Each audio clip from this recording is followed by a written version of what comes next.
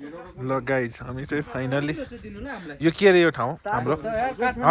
के ठाउँ रे चक्कर मक्कर आइपुग्यौँ र चक्कर मक्कर आइपुग्यौँ र समय पनि त्यस्तो ढिलो आइपुगेन चाँडै आइपुग्यौँ उज्यालो पनि आइपुग्यौँ बसी बसी देख्न सक्नुहुन्छ र अब यहाँ चाहिँ टावर ठाउँ छ अरे अब कलसल गर्ने यताउता सब मिलाउने ल हेर्न सक्नुहुन्छ भोलि चाहिँ अब हामी यहाँबाट फेरि ट्रेकिङ गर्नुपर्ने छ र बाइक चाहिँ यहाँ पार्क गरिसक्यौँ र यहाँ देख्न सक्नुहुन्छ यो लिस्टिमाई टेम्पल र यहाँ चाहिँ अहिले हामी भएको ठाउँ चाहिँ यहाँ चक्कर मक्कर 3900 मिटर चाहिँ यसको एल्टिट्युड रहेको छ भने भोलि जाने हामी त्यस भैरव कुण्ड दि एल्टिट्युड इज 4250 मिटर है देख्न सक्नुहुन्छ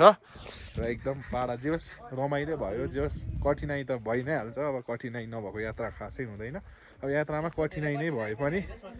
नि जे होस् रमाइलै भयो मेन चाहिँ अब पानी परेर चाहिँ बाटो हल्का हिलो रहेछ अनि अब हाई एल्टिट्युड प्रब्लम भइहाल्छ बाइकलाई अब बाइक चलाउने राइडरहरूलाई थाहा भइहाल्छ तपाईँहरूलाई अनि त्यही हाई एल्टिट्युड प्रब्लम चाहिँ हामीले अलिअलि फेस गर्नु पर्यो नभए त्यस्तो अब खासै गाह्रो त भएन अब हामी जे होस् डट राइड गरिराखेको मान्छेहरू अब अफ राइडमा हिँडिराखेको मान्छेहरूलाई त्यस्तो गाह्रो हुँदो रहेछ अब स्कुटरहरू नि लिएर चाहिँ आउनुभएको रहेछ हामीले धेरै देख्यौँ तर स्कुटर लिएर आउनु भयो भने स्कुटर चाहिँ एकदमै गाह्रो भयो होला सायद हामीलाई बाइक नै एकदम धेरै गाह्रो भएको थियो र हामी अब अलिअलि क्याप्चर गरेको मुभमेन्टहरू चाहिँ तपाईँहरूसँग सेयर गर्छौँ है राम्ररी हेरेर जे होस् घुम्न आउनुभयो भने राम्रै होला सायद अब भोलि भैरव कुण्ड जाँदा चाहिँ